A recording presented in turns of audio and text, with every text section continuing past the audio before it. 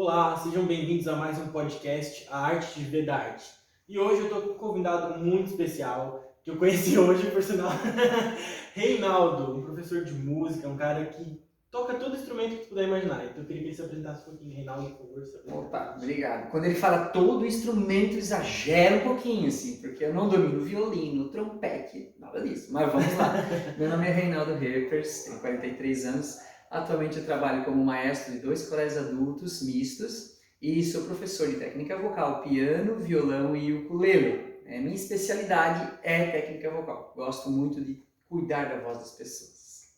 E toca só alguns instrumentos, né? Só alguns, viu? E Reinaldo, eu queria conhecer um pouquinho mais da tua história, assim, quando que começou essa paixão pela música, vamos dizer assim, né? A arte em si, né? Porque a música faz parte da arte, tá num todo, mas quando que começou isso, assim? Tu já tinha isso de criança, surgiu mais pra Mas frente? eu acho que quando tu fala de arte, realmente a gente não desperta só para música, a gente desperta para a arte como um todo. Eu acho que todo mundo gosta do desenho, gosta de atuar, gosta de participar de um teatrinho de escola, então isso veio de muito cedo mesmo, assim. Eu morava numa comunidade de pouquíssimos habitantes, era um bairro, o bairro tinha 600 habitantes, mas é tipo um distrito bem afastado, interior do interior, assim, sabe? A cidade de São Martinho já é uma cidade do interior. Eu morava num bairro de São Martinho, era longe, assim. São Martinho era pequenininho, mas Parque Cedro era menor ainda. E só que a gente tinha uns professores lá, assim, fantásticos, assim, que mexiam com arte. Um deles, inclusive, era minha mãe, beijo mãe, que incentivava essa parte musical com muita força, e tinha uma parceria muito forte com o maestro da comunidade. Ele era um padre, nascido na Alemanha, e ele tinha então esse coral desde muitos anos atrás, tanto de adultos quanto de meninos cantores, que era uma cultura muito forte na Alemanha. Então, os corais de meninos cantores que existem até hoje. Não sei se tu já ouviu falar, mas antigamente, inclusive, existiam os castrati, que eram meninos que eram castrados literalmente para que a voz se mantivesse muito tempo depois que virassem homens, continuassem com voz de criança. Então, hoje, graças a Deus, não se usa mais isso. Porque tem outras técnicas, né? Tem outras técnicas para manter a voz assim, então não se precisa mais disso. Mas na época era o que eles tinham, né? Então eles usavam, né? E então esse padre, ele tinha o coral adulto e o coral dos meninos cantores, que na época era bem meninos cantores, não podia meninos, né? Então, até a minha época, assim, só meninos cantavam mesmo. Então, ali pelos 8 anos de idade, eu participei desse coral durante uns 2, 3 anos, que foi até quando o maestro se aposentou, ele estava bem velhinho, né? E aí eu então comecei a cantar e já tinha, como eu disse, tinha uma parceria com a escola. Então, no segundo ano do primário, que era a segunda série na minha época, né? A minha mãe ensinava para os alunos leitura de música, as bolinhas lá e tal, o que cada uma significava e tal. Então já tinha ali um início de leitura musical muito bacana. E lá no ensaio do coral a gente fazia isso na prática. Então tinha aquecimento vocal, o nosso maestro tocava violino. Quando era eventos especiais, assim como Natal e Páscoa, nós cantávamos com o coro adulto. Na minha época não teve, mas teve viagens, assim, com o meu falecido pai, por exemplo, viajou com o coral. Imagina isso, 1970, 69, uma comunidade com 500 habitantes embarcando num ônibus para viajar para Minas Gerais. Nossa. É um acontecimento, cara. Baita evento, né? Exatamente. Era assim, de um poder gigante, toda a comunidade se envolvia, todo mundo ajudava para pagar o ônibus e tudo mais. Então teve uma história muito bonita ao redor desse movimento do coral nessa comunidade. Então eu fiz parte desse coral, então foi onde comecei a ter contato com essa arte do canto, né, de domínio da voz. Teve ali, mais ou menos na cidade também, 8 para 9 anos, eu participei de uma peça de teatro que chamava Tistu, o Menino do Dedo Verde. É um livro maravilhoso, tá? Vale muito a pena ler. E ele é um livrinho, dica muito boa. E ele é um livro maravilhoso e eles adaptaram isso para uma peça de teatro. E não era uma peça de teatro tipo teatrinho de 15 minutos. Era uma peça de teatro de 1h15 de duração, onde eu era o ator principal, eu era o Tistu, o Menino do Dedo Verde, que a história conta que é um menino que tinha o poder de, onde ele encostava, nascia uma flor ou uma árvore. Então ele tipo fazia florir muitos lugares. E eu era o ator principal e eu decorei todas as falas minhas e dos meus colegas. Então, 1h15 eu sabia o livro todo na minha cabeça. Então, isso para mim marcou muito. Então, fica aqui meu agradecimento aos professores, ao Valburga, a turma toda que ajudou na época, assim. Tem um carinho muito grande. Então, isso ficou muito marcante na minha vida. E aí, logo depois disso, eu me envolvi com violão. E aí, ali pelos 12, 13 anos, tu quer mais tocar violão, porque tem as meninas, tu quer namorar, tu quer... tem toda aquela coisa. Na minha época tinha muito Zezé de Camargo e Luciano, tinha Chico Chororó, tinha Leão Leonardo, numa época que, pra mim, o sertanejo da época era melhor do que o de hoje, mas também não brigo com os de hoje não, tá tudo certo. Então, ali foi o meu início de paixão pela arte, né? Então, na minha infância e adolescência, eu já era muito envolvido. Depois, eu estudei, fui para o segundo grau e tudo mais. Na minha cidade não tinha faculdade, então eu terminei o segundo grau, que na época tinha...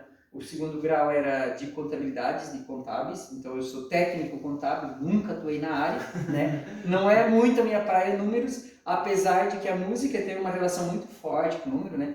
Mas não é muito a minha área trabalhar com números. E então me formei ali e aí a gente se mudou da cidade, né? Por conta de oportunidade de emprego, a gente foi para Braço do Norte.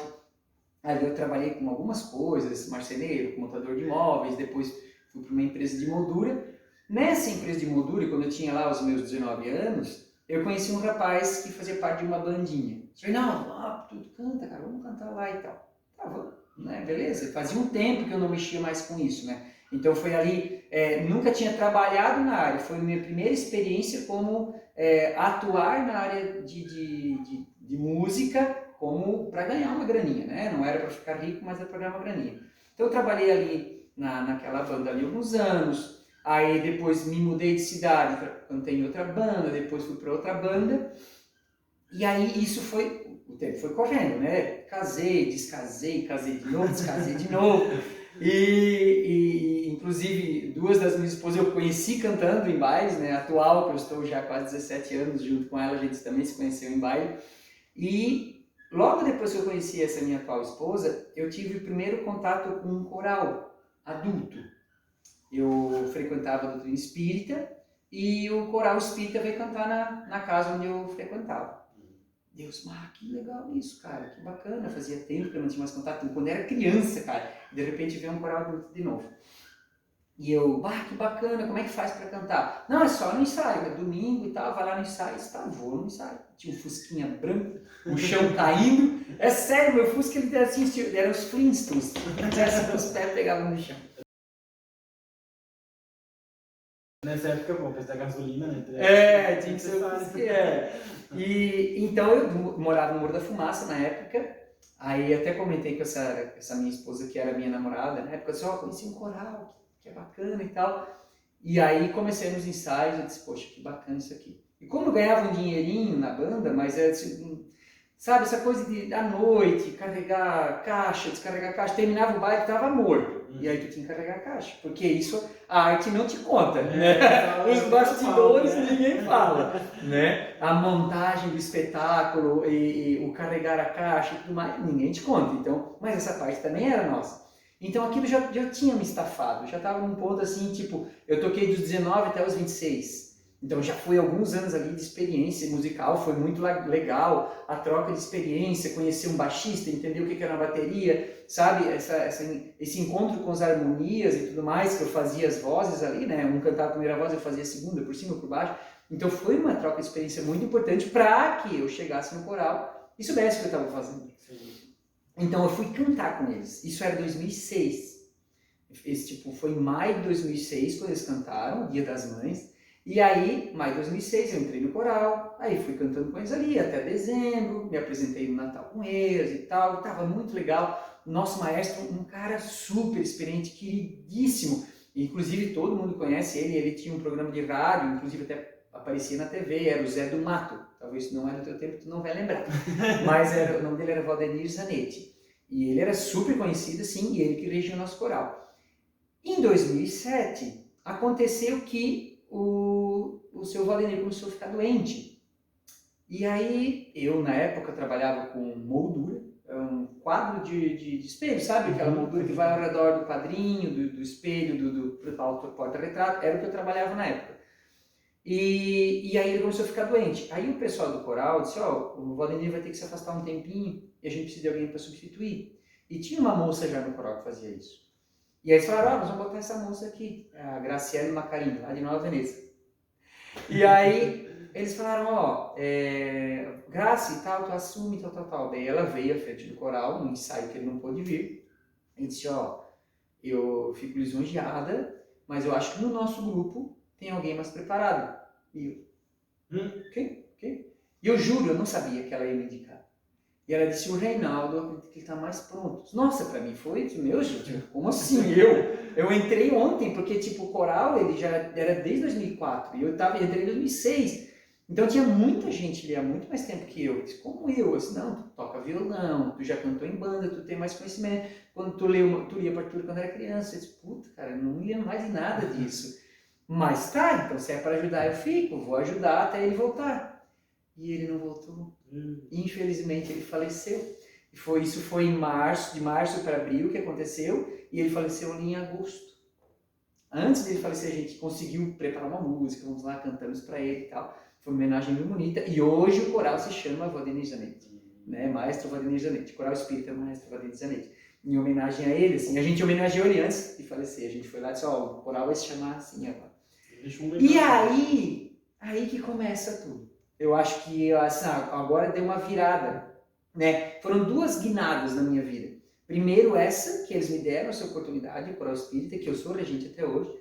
Então foi uma oportunidade de ouro para mim, porque eu disse, bom, se eu consigo fazer isso aqui, eu vou me preparar para fazer isso aqui.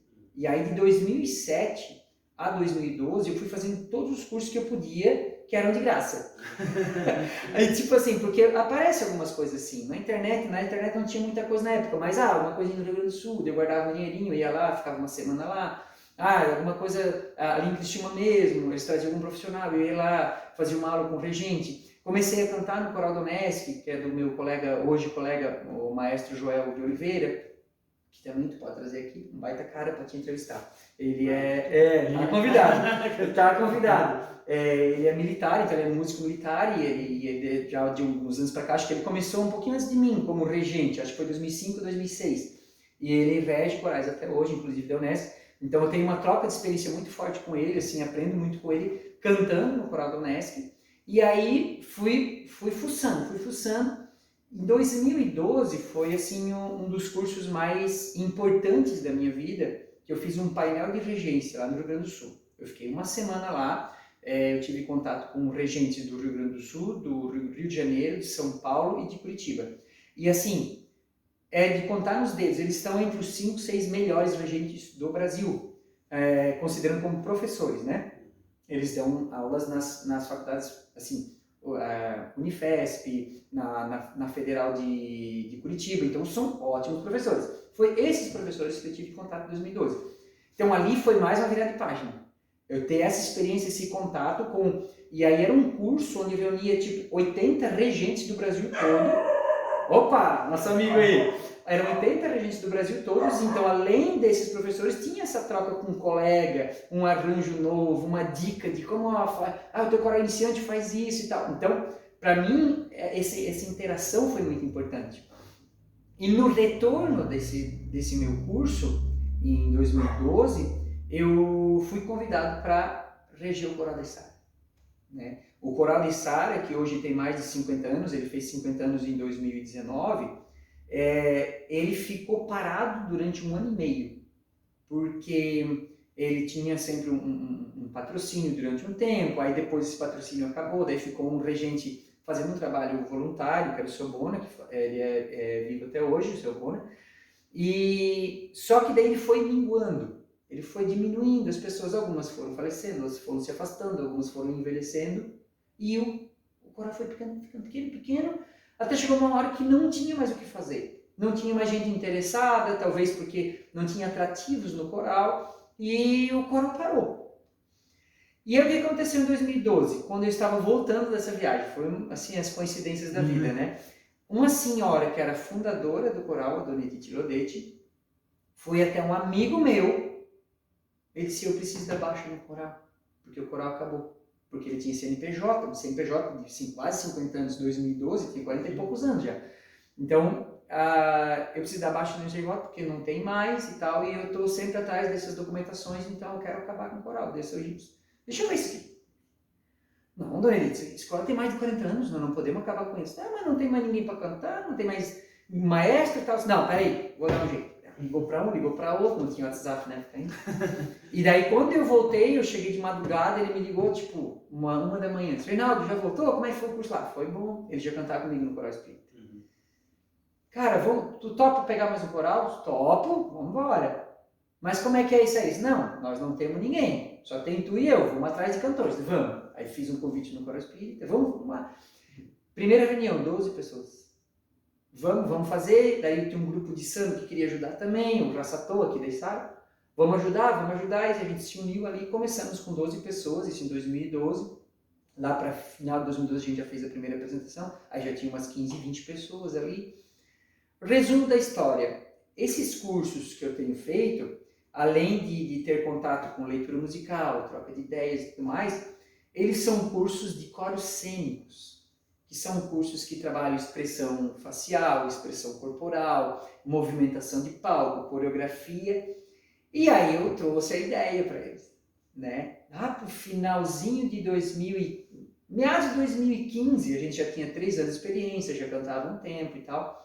A gente foi cantar em Araranguá. E aí teve um cara lá que ele ouviu a gente cantando.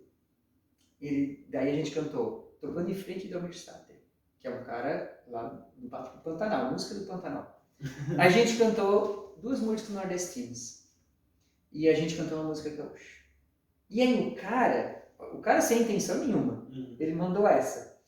Olha que interessante, a gente vem aqui para um festival de corais, que era um festival de corais em Araranguá, e tem a oportunidade de, com o Coral da Sara, viajar para o Mato Grosso, depois para o Nordeste e terminar no Rio Grande do Sul. E aquilo, quando eu olhei para minha esposa, que a minha esposa sempre muito parceira minha assim, né? Olha essa ideia. Pois é, olha essa ideia. Nós dois vamos ler pro outro. Olha, E a gente começou a juntar as nossas músicas e vimos que tinha repertório para fazer uma viagem pelo Brasil mesmo. E aí nós começamos a montar o nosso primeiro espetáculo, o espetáculo Brasilidades, que foi o nosso filhotinho, assim, né? Foi citado aqui. Já foi citado, imagina. Porque o Henrique participou, ele era o nosso viajante, né? Ele era o nosso viajante. E aí a gente teve parceria com o João Gabriel, que é aqui da Sara também, que ele estudou artes na Unesc. Então a gente trocou algumas ideias, ele deu algumas ideias de coreografia, de montagem de espetáculo, porque ele co-dirigia junto com a Lidiane, que é aqui do bairro, eu acho que ela mora aqui ainda. Lidiane Franco. Isso, eu acho que ela é tua vizinha. E então eles já co-dirigiam na época o Soul Dance, que hoje é o Grupo Soul, né? E aí a gente fez uma parceria com eles vieram, o Raçatoa veio também, e a gente chamou, no caso, o grupo de dança, mais eles, e a gente juntou e fez um espetáculo em 2016, que foi, assim, um espetáculo tipo Broadway, sem dinheiro. Pensa no Broadway, sem dinheiro. Né? A gente arriscou tudo mesmo, assim, tipo, investimos em iluminação com o Marcelo, que é um dos melhores do Estúdio 7 aqui, e só, vamos arriscar porque a gente nem sabe o que vai dar de bilheteria. Cobramos 15 pila de entrada na época, e teve gente que exigiu meia entrada ainda. Tudo bem, não tem problema, foi meia entrada. E aí a gente fez e praticamente lotou o teatro, e deu tudo certo, a gente pagou a iluminação, sobrou um dinheirinho pro coral, e foi uma festa. Depois fomos contratados para reapresentar o espetáculo em Gravatal, nos hotéis lá de Gravatal, foi muito bacana também com a minha prima Janice, que trabalha lá nos hotéis. Então assim, foi mais uma virada de página, foi mais um momento glorioso, né, da carreira, vamos dizer assim. Então eu trabalhei, desde aquela época, trabalhei com o coral da Sara, trabalho com o coral da Sara e o Espírito até hoje. Trabalhei com o coral infanto-juvenil, que foi da Sara durante muitos anos também. Fiz um coral infanto-juvenil em Criciúma por uns 2, 3 anos também. Tive coral infanto-juvenil nesse meio tempo todo, né? Desde 2006 para cá. Teve um coral em Braço do Norte, que as minhas crianças já têm tudo filho, já pode fazer um novo coral com os filhos deles já, praticamente. E trabalhei no coral de Araranguá durante uns 4 anos também. O coral Santa Bárbara, também fui regente do coral Santa Bárbara. E aí, em 2017, eu fiquei eu cheguei num ponto da minha vida, depois de 2013, quando eu comecei dando aula de violão aqui em 2013. foi quando eu larguei todos os outros trabalhos, que eu trabalhava com moldura, eu trabalhei como recapador de pneu, e aí em 2013 eu fui convidado para ser professor de violão, que a Liz Lane, que era professora na época, ela já tinha pego aula como ACT na rede, e aí ficou sem professor de violão, e aí uma amiga minha disse, Reinaldo, a Lilian, Reinaldo, ó, tá precisando de professor de violão, tu topa? Ah, quanto é que é? Ah, é tanto? Tipo, era R$300 a menos do que eu ganhava lá. E disse, tá, e agora, né? Mas também é um passinho que eu vou dar aqui. Aí minha mulher assim, vai que vamos dar certo, vamos dar um jeito. Daí fui, peguei como violão, peguei 40 horas, aí eu trabalhava na época como o professor de violão, daí tinha o coral da Isara, tinha o coral espírita e tinha o coral Santa Bárbara. Então eu me mantinha assim, né? Na época os corais me pagavam um pouquinho menos do que pagam hoje, né? Porque não tinha condições, mas hoje, graças a Deus, tá um pouquinho melhor, né? Eles puderam melhorar, graças a Deus. E então foi a época que eu larguei tudo. Só que isso de 40 horas é um pouco puxado. Aí tem relatório, tem apresentação e tal. E aí chegou 2016 para 2017 eu encontrei uma mulher, do jeito que tá, não tá legal. Eu todo ano procurando alguma coisa, eu ia para a fundação de Criciúma, depois voltava para o CRAS de Estara, daí ia para o CRAS de Criciúma. Sempre no começo de ano eu ficava 2, 3 meses sem receber nada. Que é uma correria. Ah, era pesado. Tem que ter alguma coisa. Aí minha mulher fuçando na internet disse, amor, olha aqui, ó, um curso de técnica vocal para formar professores. Opa, isso é legal. Vou fazer para ensinar os meus cantores do coral. Olha a minha ideia. E não foi, cara. Não foi. Quando eu fiz, disse, isso aqui é muito melhor do que eu pensava. O curso era muito melhor. Mandar um abraço aqui pro meu amigo Fernando Zimmermann e a Luísa, que são os dois fundadores desse curso. E então eu fiz o curso para me formar como professor de técnica vocal, para ter um gabarito mesmo, porque eu tinha que saber o que eu estava fazendo. Eu tinha medo porque a voz da pessoa é algo muito íntimo. É muito perigoso eu cuidar da tua voz, a tua personalidade está na tua voz, então tem muita coisa que abrange a voz. Não é só ali, faz exercício, que não resolve, não é isso. Então, realmente eu tinha que ter um preparo. E quando eu fiz esse curso, eu vi, poxa, agora eu estou pronto. E aí que começou a virar mesmo uma profissão minha, eu cuidar de vozes. Então, de 2017 para cá, aí eu colecionei histórias. Aí é uma história mais linda que a outra, assim. Histórias individuais, assim, de gente que melhorou a vida por conta da voz, né? Uma delas, eu cito, é a Gisele, a tia Gi, a Gisele Trento, ela é professora do Leme, ali em Criciúma. E ela tinha feito uma cirurgia nas pregas vocais. E ela perdeu, assim, totalmente a voz, assim, por conta do despreparo que os professores têm hoje, né? Se você tem um pouquinho de contato com professores hoje em dia, você vê que muitos professores são assim e tal. Por quê? Não estão preparados para estar em sala de aula. Não tem um preparo vocal, uma musculação da voz para falar o dia todo. Porque é uma musculação. O que tu faz o dia todo é cansativo. É como um corredor numa maratona, cara. Então o professor é o cara que corre uma maratona todo dia com as pregas vocais. E onde é que tu te prepara para isso? Não tem preparo. Então ela desgastou a voz por conta disso, fez a cirurgia, procurou uma profissional fonoaudióloga e não melhorou. E aí ela me achou nas redes sociais, Reinaldo, eu fiz com fono e tal, mas eu vi aqui que tu tens um pouco de conhecimento, será que pode me ajudar? Gi, eu não sou fonoaudiólogo, mas vem aqui, vamos ver o que a gente pode fazer. E aí a gente fez ali um tratamento, porque daí não foi um preparo vocal para ela cantar, mas eu fui trabalhando novas regiões, que ela poderia falar um pouquinho mais agudo, um pouquinho mais grave, buscar uns lugares mais confortáveis. Aí eu fiz exercício de fortalecimento e depois eu indiquei a minha fonoaudióloga, daí ela foi na minha fonoaudióloga, a Maria Aparecida, e aí um trabalho em conjunto entre nós dois, aí a coisa foi melhorando e ela se salvou. E ela cantou comigo no Coral da Isara durante muitos anos depois, assim, ela se descobriu com uma voz um pouco mais grave, inclusive cantava comigo nos tenores.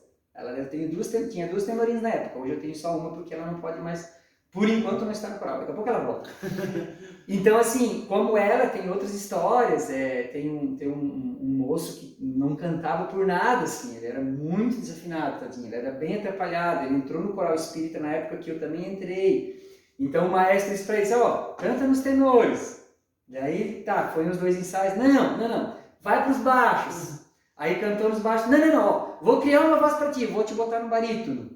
E aí eles, poxa, não presta para cantar.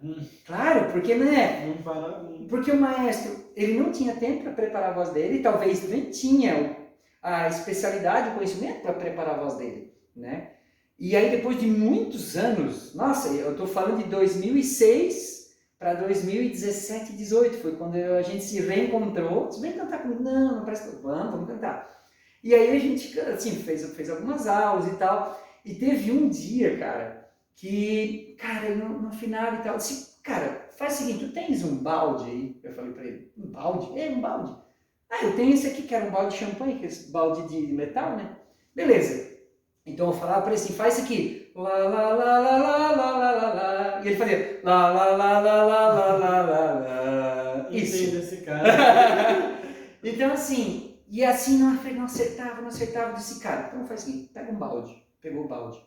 E ele botou na cabeça. Disse, bota dentro da cabeça. Isso. Enfiou assim na cabeça. Agora faz. Lá, lá, lá, lá, lá, lá, lá, lá, lá. E ele faz. Lá, lá, lá, lá, lá, lá, lá, lá, lá. E aí quando ele tirou o balde, ele estava emocionado. Porque pela primeira vez ele tinha se ouvido, cara. E é um gesto simples de botar um balde na cabeça. Hoje a gente já tem alguns aparelhos que não precisa mais de balde, tá, gente? Ninguém vai usar botar um balde na cabeça. Mas funcionou. Você pode usar o balde se não tiver o aparelho, tá? Então, assim, tem várias histórias bem emocionantes, assim, de pessoas que cantaram e, tipo, eu tenho uma história de uma menina aqui da estrada também, que ela veio e disse, eu não presto pra cantar, meus pais sempre disseram que eu não presto pra cantar, que eu sou desafinado e tal. Daí eu cantei com ela a Anunciação. Abre uma leve... E ela cantou comigo juntinho assim. E quando ela parou de cantar, eu me emociono até hoje, eu me emocionei, porque ela cantava muito bem. E eu disse, poxa, eu fico muito triste com alguém que diz que tu não canta. Porque tu canta demais, menina. Como assim alguém pode fazer essa maldade contigo e tu deixar essa tua voz guardada tanto tempo porque tu achava que não cantava? Sabe? Então, é esse tipo de história que eu coleciono e foi esse tipo de momento que fez eu me apaixonar cada vez mais pela arte do canto, né? Então, hoje, claro, eu abri algumas exceções, eu tenho alunos de violão, amo piano, então eu estou ensinando piano também, eu aprendo piano com a minha pro Cissa, outra que tem que trazer aqui, tá? A Cissa Scheffer. Eu vou anotar a galera já. A Cissa Scheffer tem uma escola de música ali pertinho do Marista, em Criciúma, tá? Ela também vive de arte, ela é musicoterapeuta, assim como o Henrique, e dá aulas de piano, dá aulas de violão e tal.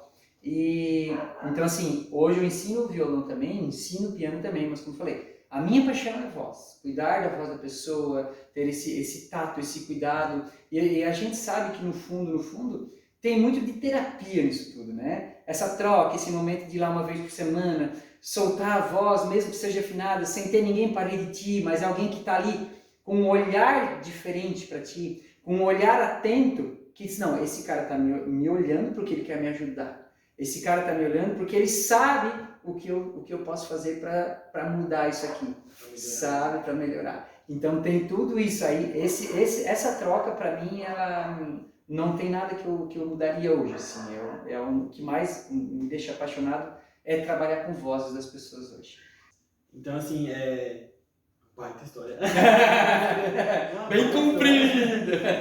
É legal, começou bem cedo, né? Essa história de... Eu fui formulando várias perguntas na minha cabeça, vou ver se eu lembro todas elas agora. Tá bom. Assim, tu falou que lá no começo tu já tinha aula de música na escola, né? De ler partitura. Isso, ler partitura. Da tua mãe, né? Então tu já tinha um pouco disso da questão da arte de casa também. Sim. Te influenciou um pouco. Muito. E hoje a gente vê na educação muito pouco de arte, né? Na minha época, que já passou um pouco também, mas tinha pouquíssimo de arte, tinha aula de arte só, e fazia pintura, mas era pouco incentivado ao teatro, incentivado à música, ao canto. Então, acho que isso ainda é uma necessidade na nossa sociedade. Então, acho que teríamos que ter não vou dizer uma política, mas uma mudança na educação para trazer um pouco mais de arte para dentro da sala de aula. Eu acho que seria importante isso. É assim, um pouco antes da minha época, eu não sei se eu vou conseguir ser claro com isso que eu vou falar agora, mas até a minha época existia realmente uma aula de artes completa, né? Então, na aula de artes, tu aprendia música, né? Na época tinha também a aula de PPT, eles chamavam, Preparação para o Trabalho. que era uma aula de artes, entre aspas, onde eu aprendi, olha, eu aprendi tricô, crochê, macramê, eu fazia rede de tarrafa, de vôlei, tudo isso, para mim sempre foi arte aquilo, entendeu? Eu fazia material com madeira, a gente fazia carrinho, a gente fazia caixinha, com madeira, cara, a gente trabalhava com madeira, pirografia, não sei se já ouviu falar de pirografia? Queimando, né? Queimando, então a gente fazia na aula de artes, que era PPT, mas era aula de artes, então a gente fazia caixinha para botar o ferro elétrico, cara, tábua de cortar carne, tudo isso a gente fazia, olha só o contato que a gente tinha com várias artes. E aí, eu não sei porque cargas d'água, mudou-se alguma coisa na legislação, e se focou mais nas artes visuais. Isso foi lá naquela época, tá? E se foi deixando de lado isso, mas foi a legislação, tá? Não foi vamos começar, não, foi a legislação mesmo. Então foi se deixando de lado a aula de PPT, foi se deixando a aula de música de lado, porque isso não era importante. Não sei por quem foi político que decidiu isso, mas isso foi daquela época. Eu estou falando de 1986, né? Até quem me comentou sobre isso foi um amigo meu que de Sara, o Gilberto, que ele é advogado, e ele comentou assim, não, foi uma mudança na legislação, foi assim, daí ele me mostrou, eu li na época, eu não vou lembrar dos detalhes agora. E agora está acontecendo um pequeno movimento, eu digo pequeno porque está bem longe do ser ideal, de retornar isso. Então, estão começando a formar professores, mesmo à distância, porque a minha formação foi assim, meio a distância, né? Eu fazia aula em Tubarão, mas era uma vez por semana. Então a minha licenciatura em música foi à distância, porque não tem faculdades aqui. Quantas faculdades de artes visuais tu conhece? Um monte. Agora procura uma de artes cênicas. Tem uma de teatro na Unesco que está morrendo, tá? A minha esposa faz parte ali e está acabando, é a última turma. Então assim, criou-se um grupo e, sabe, minha esposa faz parte da primeira turma e como a gente não tem dinheiro, ela foi fazendo pingadinho, então ela fazia 3 matérias por semestre. E ela já está com a terceira turma já está quase formando, ela vai se formar com a terceira turma, mas vai ser a última turma. Sério? Né? Sério. Então assim, nasceu uma artes cênicas aqui e já morreu. Não tem faculdade de música aqui, porque realmente é aquilo que tu fala, as pessoas acham que não dá para viver de música, né? Eu tenho que me virar? Tem, mas eu vivo. Né? Eu dou aula particular, eu dou aula na ONG de piano, eu tenho 2 corais, mas eu me viro durante a semana. Né? Dou aula de manhã, dou aula de tarde, de noite, até fim de semana, se for preciso, eu trabalho, mas eu me viro. E aí as pessoas meio que descredibilizaram isso. Quando é que isso começou onde é que as pessoas começaram a despertar sobre a importância da arte? Pandemia, meu filho. Quando a pessoa viu, putz, se não tem Netflix, o que eu vou fazer nessa vida? Se eu não tenho uma música para ouvir, porque todo mundo acha que arte é o teatrinho de não sei o quê. Não é, a arte não é a Globo, meu filho. A arte é o que a gente faz aqui, ó, carne e osso, é isso aqui que é a arte. Então, assim, a pessoa gravar um CD, ter uma música no Spotify, né? Isso é arte. E as pessoas não se dão conta que elas não vivem sem arte. Já pensou assistir um filme sem uma música, sem a trilha sonora? Fica muito sem graça, não existe isso.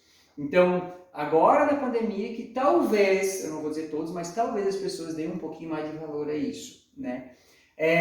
E assim, tem que realmente ter um interesse de novas pessoas, novos jovens, para estudar isso, porque não tem professor formado em música. Eu sei porque quando eu fiz o estágio, meu estágio foi em 2017, eu fiz estágio no colégio, ali do Presidente Vargas, e a professora de artes fazia aula junto com os alunos.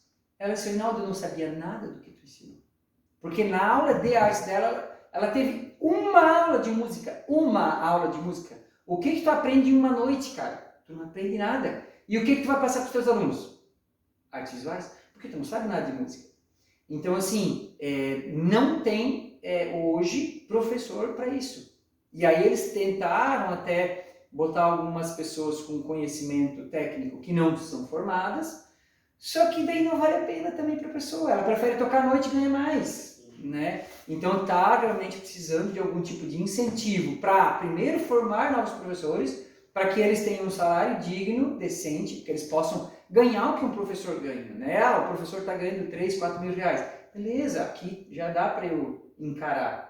Agora, tu trabalhar com um ACT sem especialização, aí tu vai ganhar R$ 1.800 por mês, R$ 2.000 por mês, tu não sobrevive hoje, né? Então essa é a situação. Nós não temos ninguém preparado para dar aula de música. Os professores de artes não estão preparados e eles estão bem conscientes disso. Isso não é nenhum como é que chama? Imérito, não sei como é que é, demérito, perdão. Não é um demérito para os professores de artes, eles não têm obrigação. Eles têm a obrigação de saber o que foi ensinado na faculdade para eles, numa pós, o que eles tenham feito. Então, fora isso, não tem obrigação nenhuma, né? E eu sei do que eu estou falando porque eu fiz a minha licenciatura, mas muito do que eu aprendi lá eu já sabia na prática, e eu fiz uma pós que, tipo, não tinha praticamente nada. Então, se o professor de artes, eu vou fazer uma pós em música e artes, que foi o que eu fiz, né? Eu fiz uma pós em música e artes.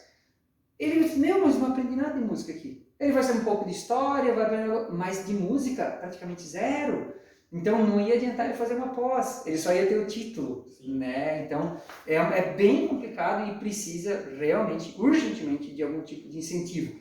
Tanto para formar professores, quanto para que essas pessoas que já têm um pouco de conhecimento ingressem na faculdade e possam fazer ali, se formar em 1 ou 2 anos, mas que possam se preparar para isso.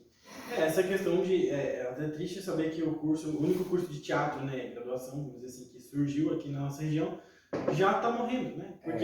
Mas eu vejo um pouco disso como uma falta de cultura mesmo nossa, né? Não é cultural da gente consumir arte. Isso. Consome arte sem saber que consome arte, na verdade. Né? Mas vai dizer, por exemplo, olha, chegou um espetáculo no Elias Angeloni, ele é R$60, porque geralmente são espetáculos caros porque vem de fora, porque não tem algo produzido aqui. Verdade. Então eu pensava, eu não vou pagar R$60 para ver os caras no palco. Só que o cara, ele consome, é uma forma diferente de arte. Eu tô muito acostumado a ver uma Netflix que é mais barato e tal. Sim. A arte é Globo, como tu falou. Realmente, por muito tempo se viu isso como ser artista, ser ator, atriz, é atuar na Globo. Então eu não vou estudar porque eu vou ter que ir embora para São Paulo. Eu vou ter que ir embora para o Rio de Janeiro para poder trabalhar, porque aqui não tem. Verdade. Infelizmente se criou essa bolha de que a arte só existe lá em São Paulo, Rio de Janeiro. Aqui não tem. E a gente tem muitos artistas que estão morrendo por não ter quem consuma seus produtos, quem consuma sua arte. Sim. E muitas pessoas que talvez queriam se aperfeiçoar e não tem como ter um curso, porque a galera não abre oportunidade aqui para isso. Né? Eu vejo muitos grupos daqui sobrevivendo por conta de leis de incentivo, tá? Porque se dependesse de fazer um espetáculo para fazer uma mesa geral, não ia ninguém assistir. É o absurdo dos absurdos. E eu já vi os espetáculos deles, um deles é o Cirquinho do Leviado, que, meu Deus, os espetáculos deles são espetaculares mesmo. Né? Então, a gente assiste e se deleita com os espetáculos. Não é coisa de brincadeira. Tu vai em São Paulo, tu vê a mesma qualidade, cara. Né? Tu vai em qualquer festival do Brasil, Curitiba, São Paulo, tu vê a mesma qualidade. Então, tu dizer assim, eu não vou lá ver a turma do bairro ali de Criciúma fazer um espetáculo. Cara, não sabe a trabalheira que dá para montar um espetáculo. Né? É que se criou a cultura de que só é bom o que vem de fora. Aqui a gente não produz nada. Na real, ninguém nunca deu a oportunidade de conhecer o que é feito aqui. Né? Eu tiro pelo nosso espetáculo de 2016, que foi só uma vez que a gente apresentou aqui no Teatro Elias Angeloni. Quem foi, saiu maravilhado de lá. Porque foi do início ao fim emocionante.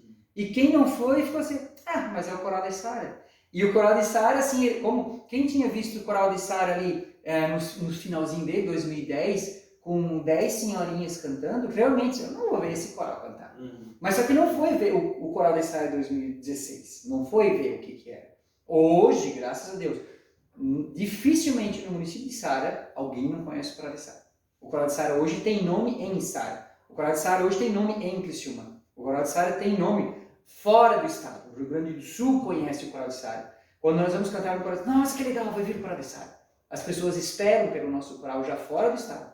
Então, hoje nós temos um nome. Na época talvez não tivesse, né? Mas quem não foi se arrependeu. O espetáculo, inclusive, está totalmente gratuito, gravadinho lá no Facebook da página do Coral de Sara, tá? Associação Coral de Sara. Vocês podem ir lá, clicar e dar uma procuradinha nos vídeos, vocês vão achar os 2 espetáculos.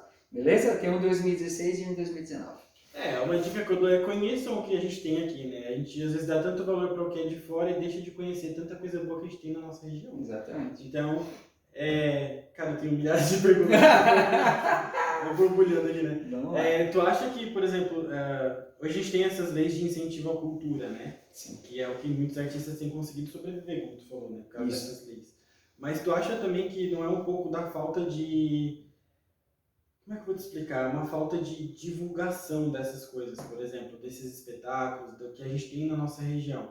Eu vejo muito, eu sigo o Instagram do Teatro Elisa Angeloni, e eu sei o que tem lá por causa do Instagram deles. Mas eu não vejo nada, por exemplo, num jornal na internet, por exemplo, falando, ó, teremos espetáculos tal dia. Não passa. A divulgação é muito fraca também, sabe? Então, às vezes, o pessoal quer montar algo legal, mas a divulgação também é fraca.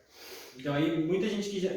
Quem vai é quem já está envolvido no meio artístico. Isso, exatamente. E aí, quem não está, fica sempre assim, sem saber. Exato. Então, teve lá não sei o que no Teatro Elisa Angeloni. Não sabia? Então, tipo, acho que também deveria melhorar, tu acha, né? Tem essa necessidade também de melhora nessa divulgação. Seria importante. Tem alguns pontos aí, né? A divulgação, se tu quer fazer uma divulgação um pouquinho mais abrangente, tu tem que pagar, né? E aí, tu fazer uma divulgação abrangente mais de um mês antes, as pessoas se esquecem. Hoje em dia, infelizmente, tudo é muito imediato, né? Então, tu fazer uma divulgação mais de um mês, a pessoa, que legal, daqui um mês, tá, mas quando chegar perto eu vou lembrar. Ou a pessoa pensa assim, tu convida um mês antes, pelo WhatsApp, nós vamos fazer um negócio aqui daqui um mês. Beleza, quando chegar o dia tu me manda. Tu acha que no dia eu vou lembrar de mandar para 50, 100 pessoas? Não lembra, tá? Para começo de conversa. Então, de graça é bem difícil alcançar as pessoas. Quem é que vai alcançar? As pessoas que estão no meio. A pessoa que me segue, a pessoa que segue a página do coral, a pessoa que segue o Cirquinho do Revirado, essa pessoa vai ter contato, né? Então, se realmente não tiver um convite dessas pessoas, eu gosto do coral, vou convidar mais um. É esse tipo de convite eu acho que está faltando. Que legal, o coral vai cantar, vou convidar minha mãe, vou convidar meu irmão, vou convidar... É isso que está faltando, na minha opinião, tá? Divulgação na televisão, sem chance, porque tudo é caro. Só se tiver uma cunha lá, tiver alguém que... Não, é legal, está acontecendo, por exemplo, o Festival de Corais. Daí a Rede Globo vai lá, a RBS vai lá e filma o coral cantando na praça, e beleza. Mas fora isso, e aí quando acontece isso? No sábado de manhã. Sábado de manhã já passou quinta, sexta, já passou? Quinta e sexta já teve coral apresentando no Teatro Angeloni. E é sábado de manhã, sábado à noite já daí tem a apresentação de novo. Mas sábado à noite a pessoa já tem compromisso. Entendeu? Então essa divulgação em cima da hora também não adianta. Então eu acho que tem que se criar algum meio de tu incentivar as pessoas que já têm interesse de convidar novas pessoas, né? Então, o papel do meu coralista, por exemplo, isso eu falo muito, o meu coralista tem a obrigação de levar pelo menos 2 pessoas quando tem um espetáculo assim. A gente praticamente lotou o Teatro Elisa Angeloni, porque a gente tinha, na época, 38 cantores, né? 38 cantores, se cada um levasse 5, já dava mais da metade do Elisa Angeloni, né? E aí eu convidei mais 100. E aí um dos cantores foi lá numa empresa, acho que é a Librelato, o Giasso, não lembro, foi lá e vendeu mais 100 ingressos lá, por R$15. O próprio patrão foi lá e comprou. E aí foi o que deu certo, né? Então, às vezes, a gente precisa forçar essas pessoas que não têm contato, que foi o que ele fez. Ele foi numa empresa que nunca viu um coral, eu quero que tu compre 100 ingressos. Não, beleza, eu compro. Ele foi lá e comprou e distribuiu para os funcionários. Foram 100 funcionários? Não sei, provavelmente não foram todos, mas teve muita gente que nunca tinha visto que foi lá ver. Que descobriu. Que legal! Daí esse tipo de divulgação é bacana, que daí tu bota, como tu falou, pessoas que nunca tiveram em contato com um evento regional, de um grupo regional, no Teatro Elisa Angeloni, e dizer, poxa, que legal, aqui também tem arte. Né? Então, acho que essa é uma das formas. Se tem outras, de repente existem outras, mas eu desconheço, assim, que poderia funcionar sem dinheiro. Né? Porque qualquer divulgação, até no Instagram, tu tem que pagar. Sim. Eu acho que isso é muito legal. O Henrique comentou algo sobre isso também na nossa conversa, que ele falava que como artista, a função dele não é só produzir, mas é gerar pessoas que amem a arte também. Então, trazer pessoas a conhecer a arte. Isso. Não simplesmente produzir, mas chamar pessoas para conhecer aquilo. Perfeito. E é bem como tu disse, é isso, é anunciar, levar, trazer pessoas que não conheciam aquilo a conhecer. Eu acho interessante. Mas eu também acho importante que a gente... se tivesse, né, um apoio de, por exemplo, as prefeituras, da própria região para mostrar o que é produzido aqui, sabe? Um incentivo cultural dentro da própria instituição que tem aqui, sabe? Acho que isso talvez peque um pouco. Eu não posso criticar, por exemplo, quem cuida das redes sociais da prefeitura, mas eu acho que, eu não me lembro de ter visto algum anúncio, assim, por exemplo, foi anunciado, a gente já fez lançamento de pelo menos três livros ali no auditório. Eu não me lembro de ter anunciado nenhum lançamento do livro nas redes sociais, mas muito menos que o coral ia cantar. Talvez poderia ser uma oportunidade de alguém ver o coral cantando. Nunca tinha me passado a ideia, mas é uma ideia que eu posso passar para eles. De repente a própria prefeitura divulgar, ó, lançamento do livro com participação do coral.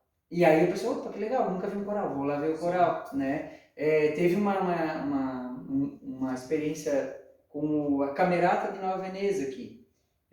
Eu não sei como é que foi a divulgação, mas também deu bem pouca gente. Uma pena, a Camerata de Nova Veneza é, assim, de longe uma das melhores que tem aqui na região. E eles tiveram ali, o público foi bem pequeno, sabe? Uma pena mesmo. Então, de repente, uma outra forma de divulgar, buscar outros... De repente, como a ideia da empresa, poderia ter chamado algumas pessoas do trabalho de aço, trabalho liberado, para ir lá assistir, né? Não sei, mas realmente concordo que tem que ter algum tipo de incentivo diferente.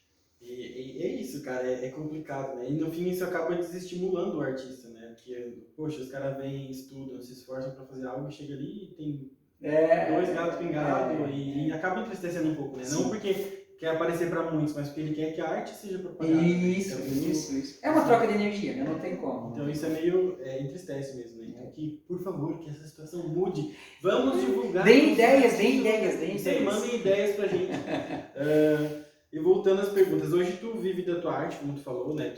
Hoje tu tem um teu espaço que tu dá as tuas aulas também, certo? Sim. A técnica vocal. Acho interessante que tu falou a questão da técnica vocal para professores, ali, porque eu nunca parei pra pensar nisso, mas realmente o professor ele consome muito a voz dele diariamente, e realmente, parando para lembrar, vários professores meus tinham problemas vocais, então acho interessante. Então como é que funciona a tua escola? Tu tem uma escola, tu dá aula particular, como é que funciona hoje para ti? Isso, só um adendo sobre o que tu falou agora sobre os professores, teve até uma época que uma amiga minha, a Edna Benedetti, ela é vereadora aqui, até propus para ela, faz um projeto para cada escola municipal, ou pelo menos em todas as escolas municipais, não precisam em todas elas ter mas tu ter um profissional fonoaudiólogo ou preparador vocal decente, contratado pelo município, que possa ajudar os professores na sua recuperação, no seu preparo vocal. Não só a recuperação, não é pegar uma pessoa que está doente e ajudar. Não, isso já era. Isso tem que... Exato.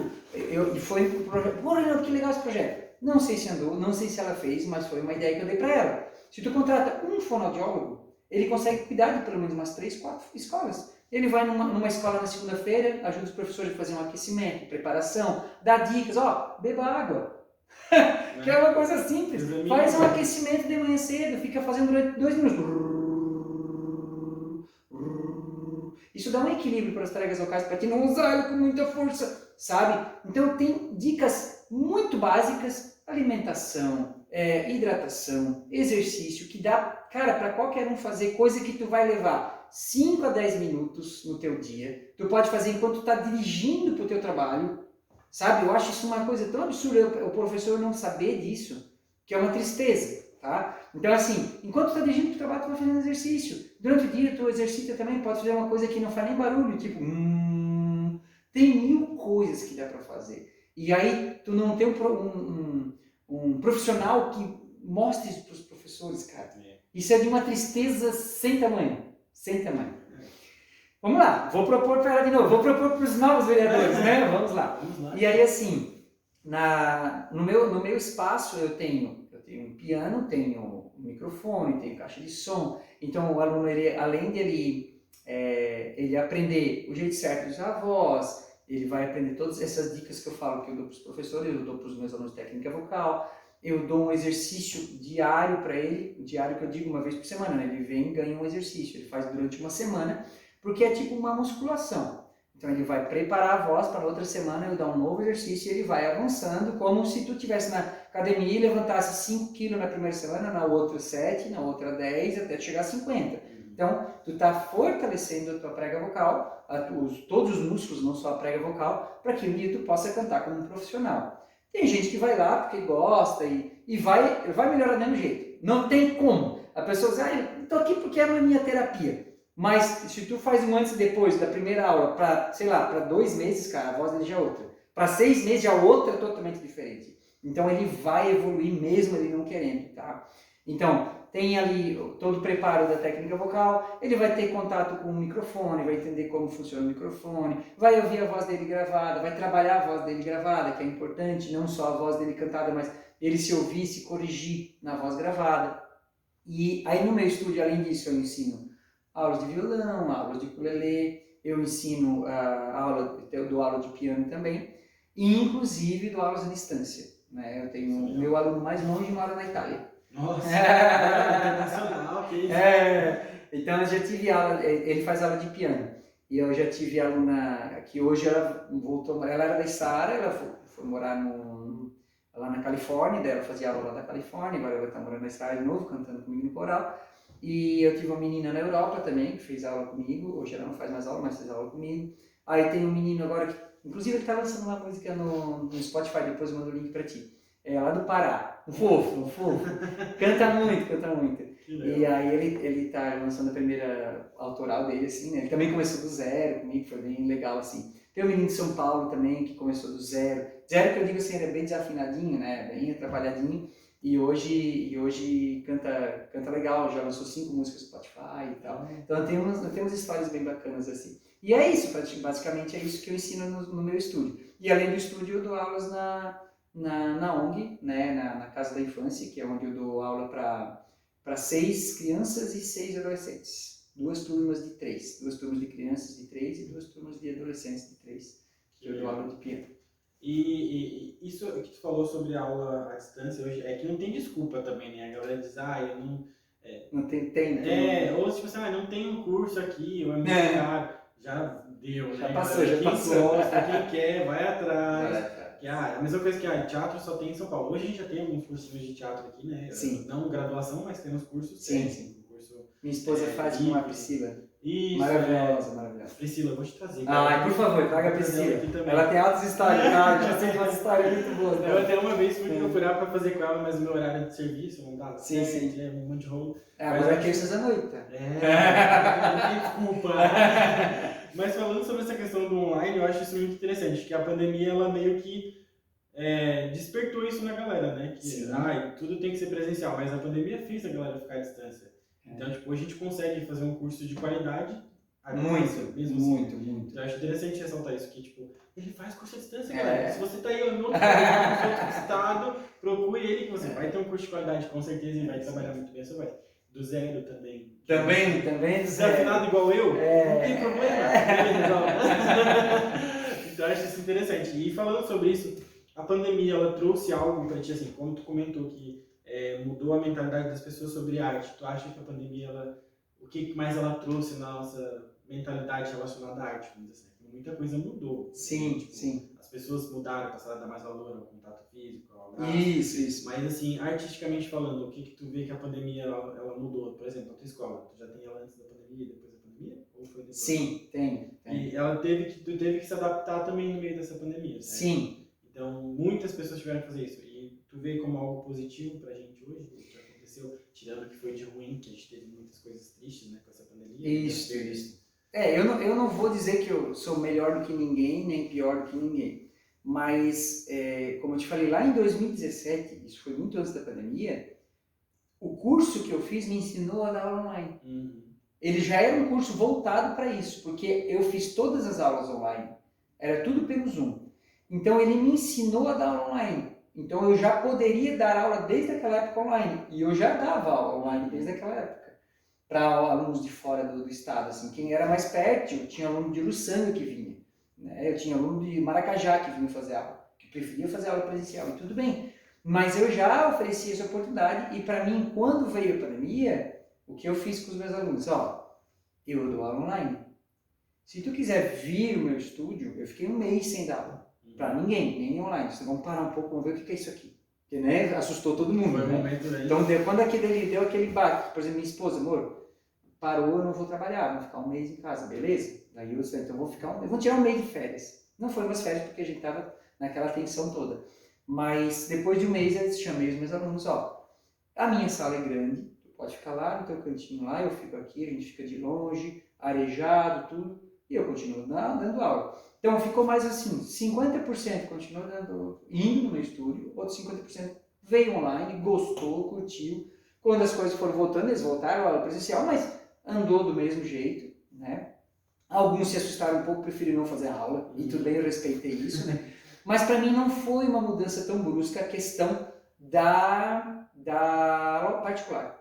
O coral foi bem ruim. Porque assim, imagina que eu tenho no coral gente com 18 anos, com 20, 30, 40, 50, 60, 70 e 80. Tu pedir para uma senhorinha de 80 anos ficar na frente da tela do celular ou do computador durante 1h30, te ouvindo, repetindo, e ela cantar sozinha, sem ter o contato da colega do lado, sem poder dar aquela fofoquinha e tal. Cara, não rolou, sabe? Eu fiz de tudo, eu fiz curso com outros regentes, eu procurava novidades com eles, o que vocês estão fazendo e tal, mas assim, foi minguando. O coral de Sara e o de Espírita foi muito guerreiro, porque o que acabou de coral aqui nas redondezas e no Brasil foi assim, horrível. Acabou muito coral na pandemia. Eu tenho um amigo até hoje que ele ainda pede um pouco de ajuda financeira, porque os 3 corais que ele tinha morreram. Nossa. E ele ficou desempregado, cara. Tipo, tu ganhar ali, de um dia pro outro, tá ganhando R$6.000, 2.000 em cada coral, vamos lá. E do nada tu não ter nada. Ó, bicho, dá uma dó. E assim, teve muitos casos assim. E os meus corais mantiveram o salário, garantiram, assim, que eu consegui me manter e tal. E hoje, graças a Deus, a prefeitura também consegue ajudar com um pouco, mas foram períodos bem difíceis, porque eu tinha 30 pessoas no coral e no ensaio aparecia 3, 5 para me assistir. Aí no fim eu disse, gente, ó, vamos fazer o seguinte, eu vou começar a gravar. Eu gravava e mandava para eles porque eu via que eles não queriam mais assistir. Né? Então foi um período bem difícil. Mas, como disse, o que veio de bom é que quando voltou com tudo. Hoje eu estou com 48 coralistas do Coral de Sara e no outro eu estou com 29. Então voltaram com força e agora a gente vai até viajar para fora, no Uruguai. Então tudo bom. Então tudo bom. E falando de coral, uma dúvida que me surgiu aqui. Como funciona hoje para entrar num coral? Que é bem louco. Não quero entrar no coral, fica tranquilo, não vou pegar vocês lá. Mas como funcionaria hoje? Tem audição. Isso, tem uma audição. Uma audição simples, tá? A pessoa vai lá e canta, sei lá, na Bruma parabéns pra você. E aí eu percebo se ela é afinada ou não. E aí eu faço uma análise de extensão vocal. O que ela faz de grave e o que ela faz de agudo. Ela canta aqui, não. Tá, beleza, teu grave é legal, canta no baixo. Teu grave é legal, canta no contralto. Não, tu canta bem agudo, canta no soprano. Tu é um homem agudo, canta no tenor. Então é uma análise simples, não leva 5 minutos e eu digo só, beleza, pode entrar e tu vai cantar em tal lugar. Ou, olha só, não é o teu momento, tu precisa fazer umas aulas. Pode fazer aula comigo, pode fazer com outro professor. Faz aí 6 meses de aula, aí tu volta a fazer a avaliação de novo. Porque eu não teria tempo hábil durante o coral para ensinar ela, né? Porque daí ela atrapalha o grupo e tal. Então, tem alguns casos bem raros que acontece assim, mas é bem difícil. A maioria das pessoas sabe cantar. Por incrível que pareça, as pessoas acham que não, mas elas sabem cantar. Então, quem quiser participar do coral, tem como, né? Tem como, sempre tem como. A gente dá um jeito. Tem como fazer arte aqui, gente. É só procurar aí atrás, né? Bem louco agora, vai chamando, pergunta se aceita uma entrevista ali. Vai fazendo amizade, é isso. E, Reinaldo, vamos lá. Agora eu vou fazer umas perguntas pra ti bem aleatórias, bem loucas assim. Vamos lá. Assim, pra quem hoje se interessa por arte, mas ainda tem esse medo, né? Tipo, arte, eu vou passar fome. Que dicas tu daria pra uma pessoa, vamos lá, vou pegar na adolescência, né? Quando a gente se forma ali no ensino médio, já vem aquela pressão, tu tem que fazer uma faculdade, tem que se formar, tem que ser alguém na vida, um emprego que dê dinheiro. E a arte, ela fica jogada de ladinho, né? Porque a arte tu vai passar fome. Mas tem muita gente que ama a arte, que quer viver disso, mas tem esse medo porque a pressão familiar, tudo isso influencia. Sim. Então, por isso que a gente vê tantos profissionais frustrados, porque estão numa área que dá dinheiro, mas não é aquilo que eles amam fazer. Isso. Então, que dica tu daria para uma pessoa que ama a arte, quer viver da arte, só que tá com medo, assim? Acho que não tem idade para isso, mas eu já desviei 2 do caminho, já desviei 2 do caminho. Porque quando eu conheci o Henrique, isso era 2013 para 2014, ele entrou no coral infantil juvenil, né? E aí, tá, conversa vai, conversa vem, ele cantava no coral comigo e tal. E aí um dia comentando, o que tu vai fazer de faculdade, não sei o quê. E eu já estava tipo no terceiro ano, no segundo ano de faculdade, de licenciatura em música. E eu disse, eu acho que eu vou fazer medicina. Ele te contou isso? Não. Eu disse, cara, não tem nada a ver contigo e tal. Mas porque medicina, isso, aquilo. Cara, assim, ó, tu é um cara novo, tá com 19, 20 anos quando tu te formar no terceirão. Faz uma faculdade de uma coisa que tu gosta, e se não rolar, tu tem muito tempo para fazer medicina. Tu tem uma vida inteira para fazer medicina. Literalmente uma vida. Muitos anos. E aí, assim, aí tu faz o que não, isso aqui vai me dar dinheiro, aí tu vai atrás disso, cara. Mas pelo menos tu não vai ficar com aquelas, puxa, não fiz, devia ter feito. Tanto é que ele ingressou nesse ramo e tá aí até hoje, tá apaixonado, já escreveu o livro dele, já participou de espetáculos e tudo bem. Outra foi a Vitória, também aqui da Sara. É uma menina que cantava comigo no coral e tal. E aí minha esposa tinha começado no teatro, que ela era a primeira turma, né? Minha esposa, tá até hoje lá fazendo. E ela que me ajuda nas montagens de coreografia e tal. No coral da Sara a gente sempre troca ideias, ela que faz os exercícios cênicos, os movimentos cênicos, é tudo com ela. E aí essa menina também, porque não sei o que eu vou fazer. Vitória, ela já tinha feito alguns cursos livres com a gente lá no Sesc, que de vez em quando vem umas trupes aí de teatro de fora, e daí oferecem, por conta da parceria ali com as leis de incentivo fiscal, eles têm que fazer uma oficina de graça ali. E aí ela sempre ia com a gente, vamos lá, a gente carregava ela, tem uma peça de teatro, vamos, ela embarcava no carro e ia junto. E aí quando ela terminou o terceiro ano, vai fazer teatro, né? Não, vai fazer teatro e tal, a gente convenceu ela, tá fazendo teatro, tá amando fazer teatro e tal. Então foram dois que eu já desviei do caminho, né? Ou botou no caminho certo. Exato! Eu desviei do caminho, mas eu desviei do caminho ruim, não terminei a frase. Eu botei pro caminho bom. E assim, ó, o que se nota hoje é que é um campo que está pronto para ser germinado. O que acontece é que as pessoas não se deram conta que esse campo está pronto para ser germinado, né? E se não começarem a surgir esses pequenos artistas, vai se tornar uma cidade fria. E eu nem estou falando da Sara, estou me referindo mais a Criciúma, que já é uma cidade um pouco mais fria. Ela não tem tanta arte. Nós estamos falando de uma cidade que tem 200 e poucos mil habitantes. E quantos professores de teatro tu conhece lá? Eu conheço a Dor e a Priscila. Porque aí tem o cirquinho, mas o cirquinho é trabalho de espetáculo, eles não fazem oficina semanal. Eu não conheço outros professores. Então nós estamos falando de uma cidade com 200 mil habitantes que só tem 2 cursos de teatro. Olha só.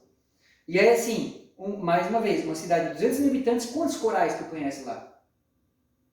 5? 5? Como assim? 5 corais numa cidade de 200 mil habitantes? E Sara, uma cidade desse tamanho, tem quantos corais?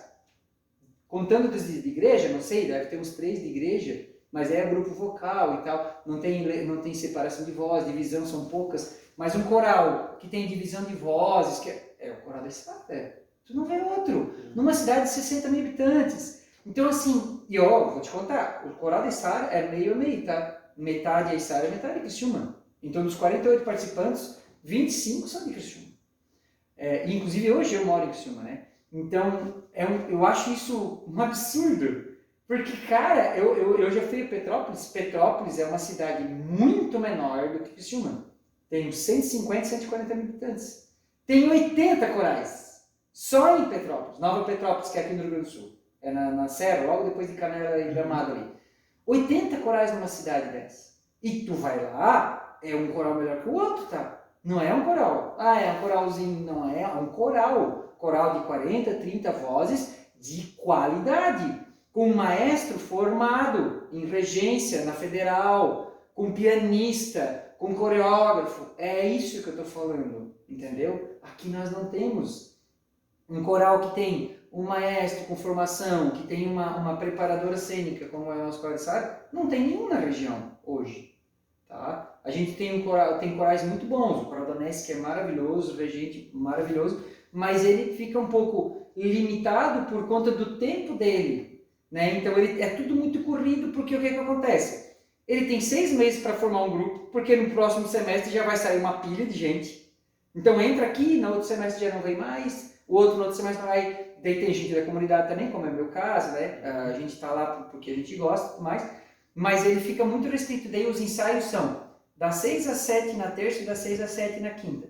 Aí um cantor chega às 6h15, outro chega às 6h30, outro chega às 6h40, o outro vai uma vez por semana, o outro não vai, entendeu? Então, assim, é um trabalho muito difícil. Ele não teria condições de fazer o que a gente faz, que é o que a minha esposa e eu fazemos, que é o trabalho cênico também, né? Mas ele faz um trabalho vocal espetacular, né? E assim como ele, tem outros corais aqui, mas só que em Criciúma dá para contar os dedos o que tem de coral. Coral infanto-juvenil, coral infantil ou coral juvenil, em Criciúma, tu vê o Bairro da Juventude, porque é o Bairro da Juventude, no Marista tem um, e como é que é o São Bento. Mas assim, até um coral popular onde qualquer criança pode entrar, não tem. Não tem um coral municipal. Em Criciúma, cara, olha o tamanho da cidade. É um absurdo. É um absurdo. Eu já até esqueci a tua pergunta, mas eu me engrenei nisso aqui. Eu fico indignado. Então, essa luta a gente tem que lutar, de espalhar mais essa questão da arte, que ela está em todos os lugares, para a pessoa ter mais acesso, né? Porque senão fica muito restrito a alguns grupos pequenos, assim. Referente a isso que a gente tem alguns corais, mas às vezes com uma qualidade um pouco inferior, é porque também, como tu disse, uns chega a 6h15, outros chega a 6h40, e a galera entende que é um hobby. Não leva a sério como algo profissional, como algo que pode ter uma carreira. Justamente porque se criou essa cultura de que não se vive da arte, que a arte é um hobby. Isso. Então isso aí... Eu acho que tem uma palavra que cabe muito aqui, que é o amador. Porque a pessoa confunde o amador com uma coisa ruim, ou com uma coisa mal feita. E o amador, ele vem de uma pessoa que ama o que faz. Isso tem outro peso. Então, eu sou um cantor amador. Se tu é um cantor amador, tu tem a obrigação de te melhorar. Porque se tu ama cantar, tu tem que cantar bem. Então, tu vai buscar te melhorar nisso. Esse é o amador de verdade. O amador não é aquele cara que chega atrasado no ensaio, ou que não tenta decorar a letra em casa, ou não ouve o áudio que o professor manda. Esse não é amador, esse é relaxado. Entendeu a diferença? Então, o amador é esse que ama em um coral, está lá presente, chega na hora, participa durante o ensaio, fica em silêncio quando o professor pede, participa quando é para cantar, se expressa de verdade na apresentação. Esse é o amador, porque ele gosta do que ele faz. Ele ama. Exatamente. E é isso, galera. Tipo, eu tenho milhares de perguntas. Se a gente for aqui conversando, a gente vai até meia-noite, vai ter um podcast de 4 horas. Mas vão ter outros podcasts. Com certeza eu vou fuçar, vou atrás desse cara. Vou conversar muito com ele. Quem sabe fazer uma aula de canto? Porque se ele faz olha. Quem sabe eu chego lá. Então, já tem a cara de Jesus, né? A cabelo que Jesus. Talvez um dia eu tô no coral aí. Mas por que não? Mas é isso, Reinaldo. Eu quero te agradecer pela participação. Imagina. Muito legal conhecer tua história, conhecer muito teu amor bacana. pela arte. E por favor, galera, vamos consumir arte, vamos consumir o que a gente tem na nossa região. Isso é muito importante. Deem valor a profissionais como o Reinaldo e muitos outros que vão passar por aqui, porque são pessoas que estão buscando viver daquilo que eles amam. E a gente quer despertar isso em vocês. Se você ama a arte, cara, vai atrás. Não tem desculpa, porque é caro um curso. Ele começou fazendo um curso de graça, não foi? Exatamente, tem muitos. Tem muito, vai atrás, que é o amador. Quem ama vai buscar se aperfeiçoar. Não é porque eu não estou recebendo para isso que eu vou fazer minha boca. Se tu ama arte, cara, se esforça. E Reinaldo, muito obrigado por trazer essa tua visão, muito obrigado por compartilhar a tua história, esse teu amor pela arte. Eu fico muito feliz de conhecer. Legal. E cara, arte para mim é isso, é fazer essa network, conhecer pessoas, sabe? Porque isso é muito importante, porque ninguém faz nada sozinho. Bacana. Eu posso saber atuar, tu pode saber cantar, atuar, e juntando tudo isso a gente pode fazer algo muito maior, sabe? Então acho que a arte é isso, juntar pessoas que amam, fazer aquilo e mostrar para as pessoas, trazer esse amor para as pessoas. Legal. Parabéns pelo teu movimento, pelo podcast muito, muito bem montado. Muito importante essa tua preocupação em explorar e espalhar isso, né? Então, parabéns mesmo. Vai em frente que vai dar certo. É isso aí, galera. A gente vai ficando por aqui hoje. Muito obrigado por vocês estarem aqui. Se você gostou, curte o vídeo, compartilha. Eu vou deixar todos os Instagram do Reinaldo ali para você seguir ele, acompanhar mais. Vão procurar ele, liguem, mandem um WhatsApp, ele é super gente boa, ele vai responder vocês. Vou mesmo. E é isso, galera. Muito obrigado e até o próximo episódio. Valeu, tchau, tchau.